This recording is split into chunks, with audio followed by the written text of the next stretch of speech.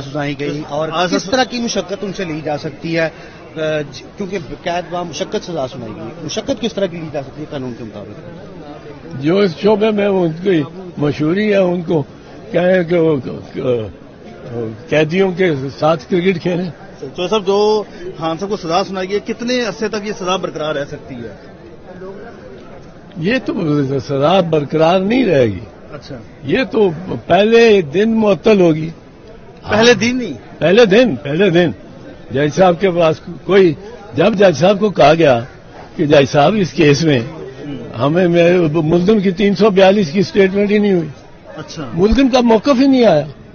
اور دوسرا یہ کہ یہ جو ہے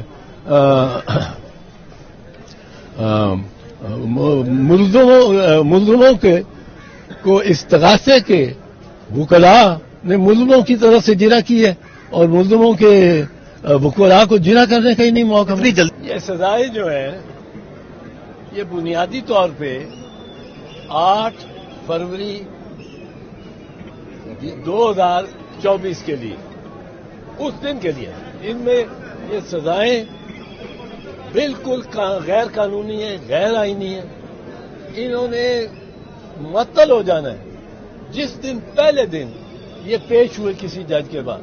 گو اسلام آباد ہائی کورٹ سے مجھے اتنی زیادہ توقع نہیں ہے وہ اس میں تاخیر ضرور کریں گے کیونکہ یہ چیف جسٹس صاحب کا ذرا ریکارڈ ہی ایسا ہے. پر یہ پہلے دن 15 منٹ کے اندر معطل ہونا چاہیے. کل جو سزا ہوئی ہے سائفر کیس میں، اس میں تو ایسی بات ہوئی ہے جو کبھی سنی نہیں، کبھی سوچا بھی نہیں ہو سکتی. وہ کیا کہ جج صاحب نے کہا ہے کہ بڑی جلدی ہم نے ٹرائل ختم کر رہے. کیوں کر رہے ہیں؟ کیا آپ کی کوئی مجبوری ہے؟ کوئی مجبوری وغیرہ ان کی نہیں ہے، پر جلدی ٹرائل ختم کرنا ہے. اور ٹرائل ختم کرنے کے لیے انہوں نے جو وکلاء ہیں پروسیکیوشن کے، ان میں سے 2 کو سلیکٹ کر کے کہا بیٹا آپ ادھر آ جاؤ، اب آپ ملزموں کے آپ وکیل ہو اور یہ گواہ، یہ پروسیکیوشن کے استغاثے کے گواہ ہیں، اس پہ آپ جرا کریں اس طرح جس طرح آپ ملزموں کے وکیل ہیں. یہ کس طرح ہو سکتا ہے؟ یہ تو مس ٹرائل، گروس مس ٹرائل ہو گیا اسٹریٹ اوے. پہلی بات. دوسری بات یہ ہے کہ اس میں اور اس میں بھی جو ملزم کا دفاع ہے، جو اسٹیٹمنٹ ہے وہ لی نہیں. وہ استغاثے کو آپ موقع دیتے ہیں وہ اپنے گواہان پیش کریں، ان پہ جرا بھی آپ ان کے فرینڈلی لائر سے کراتے ہیں جو ان کی طرف ہے. اور پھر ملزم کو جو 342 یہ ہے نا، یہ سیکشن ہے 342 جس کے تحت ملزم کا بیان ہوتا ہے. 340 ہے اور 342. اس کے تحت 342 میں سارے اس کو سوالات موضوع جو ہیں اس کے بارے میں کیے جاتے ہیں. یہ 342 اس لیے ہے کہ یہ ملزم کا بیان ہے.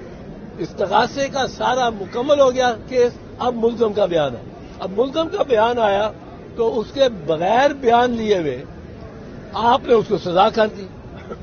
اس کے 2 مراحل ابھی نکال دیا آپ. ایک مرحلہ 382 کا بیان، 342 کا بیان، اور دوسرا مرحلہ کہ اس نے اپنے گواہ جو پیش کرنے ہیں اس نے درخواست دینی ہے کہ مجھے یہ ریکارڈ منگایا جائے.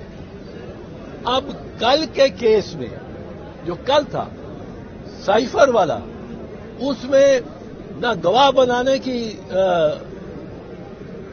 ضرورت انہوں نے محسوس کی جج صاحبان نے ڈیفینس کے، صفائی کے، نہ ملزم کا شاہ محمود کا تو سرے سے لیا ہی نہیں، ریکارڈ ہی نہیں کیا.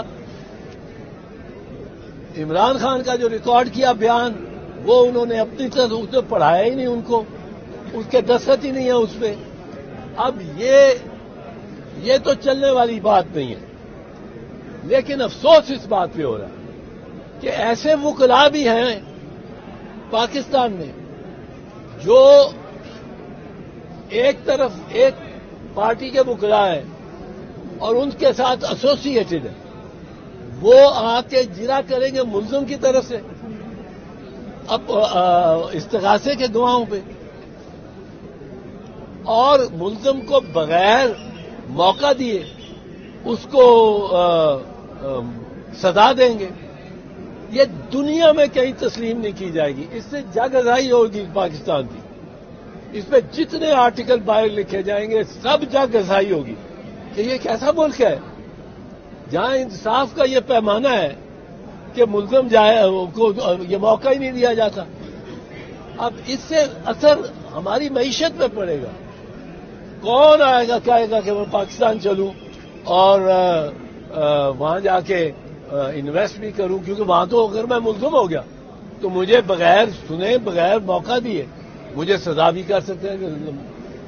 یہ کچھ ریاستوں کی شہرت بن گئی بھی ہے اور وہاں لوگ یہ وہاں تفریح کے لیے بھی سیاح بھی کم جاتے ہیں.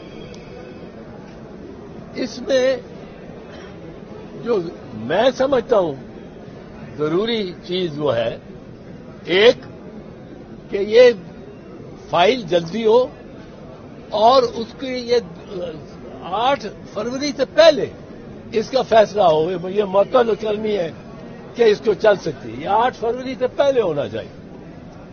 دوسری بات یہ ہے کہ جن وکلاء نے کیا ہے cross examination on behalf of Shah Mahmood and Imran Khan اور وہ ٹیم میں رہے ہیں استغاثے کی، ان کے خلاف تادیبی کارروائی ہونی چاہیے.